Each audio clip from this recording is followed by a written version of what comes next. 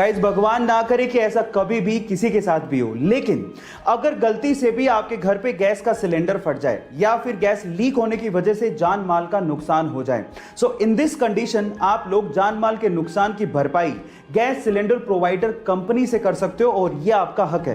मैं आपकी जानकारी के लिए आपको बता देता हूं कि ऐसा एक्सीडेंट होने पर 10 लाख रुपए पर पर्सन कैजुअलिटी के और 50 लाख रुपए पूरे एक्सीडेंट के आप लोग गैस सिलेंडर प्रोवाइडर कंपनी से सहायता के हकदार हैं और यह जानकारी आपको होनी चाहिए।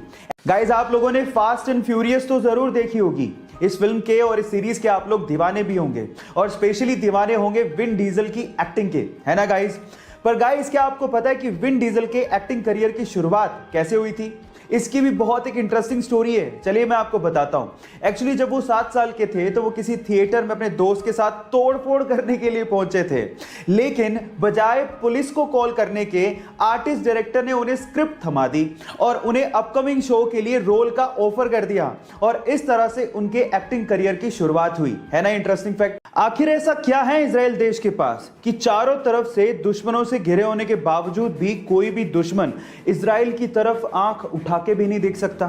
क्या उसके पीछे का रीजन जानते हैं? चलिए आज इस वीडियो में मैं उसका रीजन आपको बताता हूं। उसके पीछे का रीजन है इजराइल की खुफिया एजेंसी। जी हां गाइस, जैसे इंडिया की खुफिया एजेंसी का नाम है रो, वैसे ही इजराइल की खुफिया एजेंसी का नाम है मोसाद, जिसका मतलब होता है मृत्यु। गाइस ये इतनी खतरनाक खुफिया एजेंसी है कि इजराइल का दुश्मन दुनिया के किसी भी कोने में छुपा हो उसे ढूंढ के सीधे ऊपर पहुंचा देती है। इसीलिए इस खुफिया एजेंसी को दुनिया की सबसे खतरनाक खुफिया एजेंसी कहा जाता है और इसी वजह से कोई भी दुश्मन इजराइल की तरफ आंख उठा के नहीं देखता। इंडिया की स्पेस एजेंसी इसरो का एक और कमाल सुनिए। नवंबर 2019 में कार्टोसैट 3 नामक एक सैटेलाइट को सफलतापूर्वक स्पेस में इन्होंने लॉन्च कर दिया। अब इसकी खास बात सुनिए, 509 किलोमीटर की ऊंचाई से लेकर 10 इंच तक की ऊंचाई की साफ तस्वीरें ये इसरो को भेज सकता है। मतलब आपकी कलाई की घड़ी में कितना बजा है इसकी साफ तस्वीर ये इसरो को भेज सकता है और आज से पहले तक किसी भी देश ने इतना ताकतवर कैमरा कभी लॉन्च ही नहीं किया है। इसरो ने हमेशा हमारे सर को फक्र से ऊंचा किया है, इसलिए उनके लिए एक लाइक तो बनता है। इस दुनिया में बहुत सी ऐसी खूबसूरत चीजें हैं जिसे हमें मरने से पहले जरूर देखना चाहिए। उसमें से एक है वियतनाम के बाना हिल्स पे बना हुआ गोल्डन ब्रिज। क्या खास बात है इसकी, मैं आप लोगों को बताता हूं। सोशल मीडिया पे फेमस इस गोल्डन ब्रिज को 2 कंक्रीट के हाथों ने थामा हुआ है।